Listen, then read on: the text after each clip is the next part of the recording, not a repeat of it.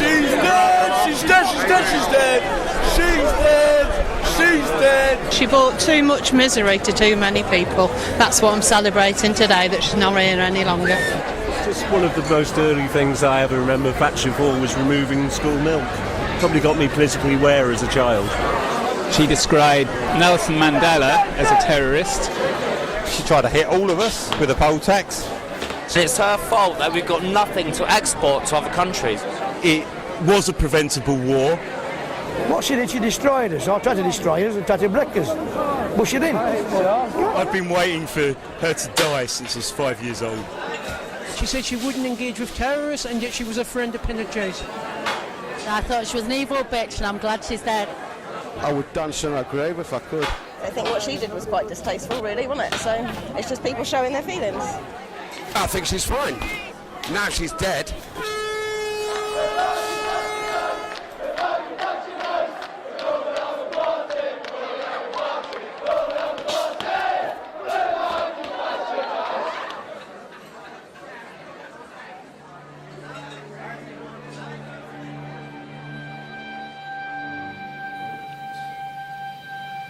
I'm sad you are dead, Mrs. T. Even though you were daft in the head for years before you were dead in your bed at the Ritz, as Dave's friends, Tony's friends at the Sun so cruelly, cruelly said.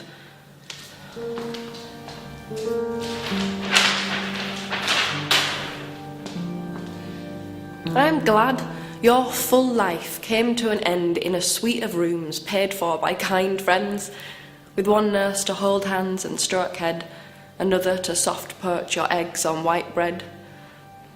Carefully to watch, to check at night the door is locked, to snooze in the chair, answer the phone and make sure you were never alone. When you cried out in the night. When you cried.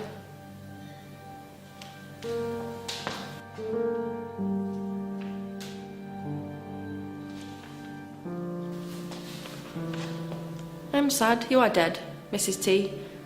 Very sad. Because you're just a human being at the end of the day. Like me, or my nan, and a proper old lady. And I passed history, English history. I mean, I managed to be. And I've looked at the facts, and I don't buy you were evil. Like some evil bitch who enjoyed people's struggles, a sadistic old witch. I think perhaps you were blind sometimes, and deaf. I think you couldn't put yourself in other folks' shoes. But I understand, you were strong, so I thought everyone else could manage along. I don't think you had much imagination. I'm sad you are dead, Mrs. T. But I am glad you are not Mrs. H, from our end, the Macmillan estate. Little and white and tidily bent, buttoned up with a cap of grey curls. Who cleaned, my mum says, at her very first school, giving sweets and a smile and a 10p piece to the kids who best kept the cloakrooms neat.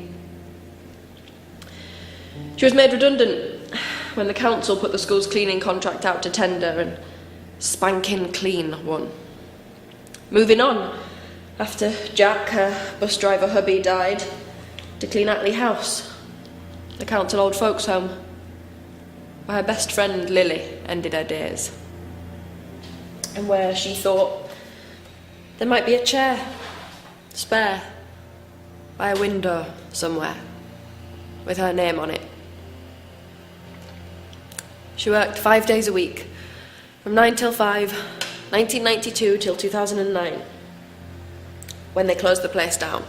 They closed it first, actually, in 1989, along with the community drop-in centre, but it reopened after a press campaign led by a Coronation Street actor of now dubious fame.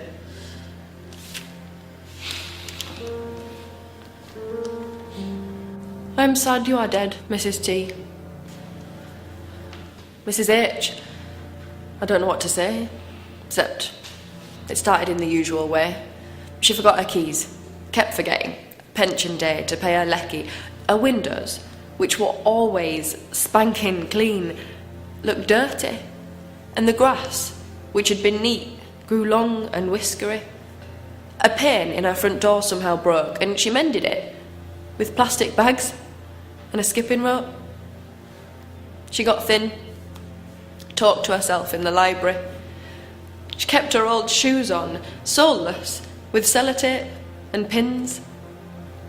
Her matted hair she prettified with a yellow paper bow.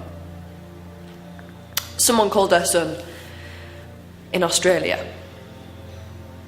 My mum agonised for a week, then called social services, who, when Mrs H didn't answer the door, looking through the letterbox, left reassured by the glass bowl full of fruit. They didn't realise the bananas, apples, oranges and pears were plastic.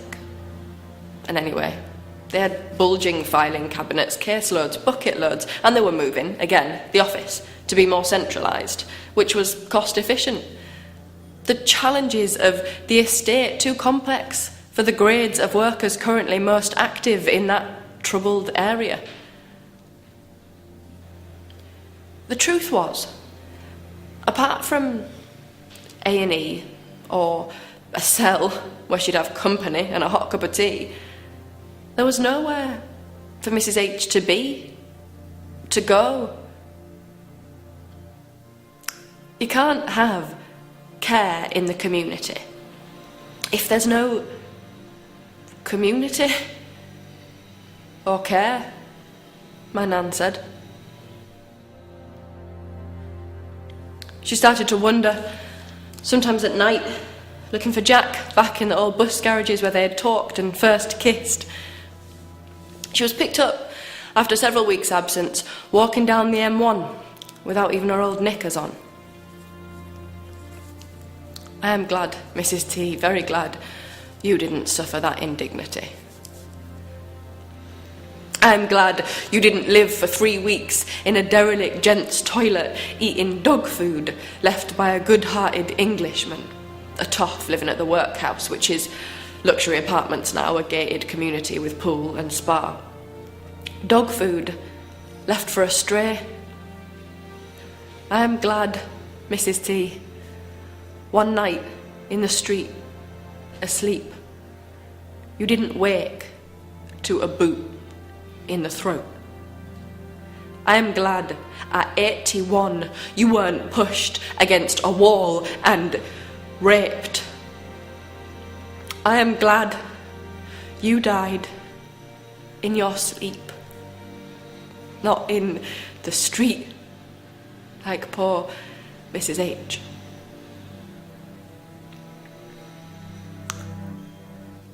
I am sad you are dead, Mrs T. I hated the city street parties, dancing and burning dummies. I hated that song. See how they'd like it if it was their mum or nan or them. But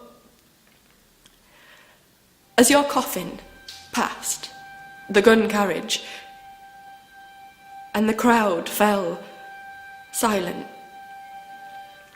in the rain, one lone voice made me cry, makes me cry.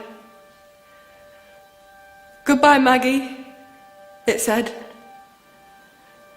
Goodbye, Mrs T. God bless. God bless. God bless society.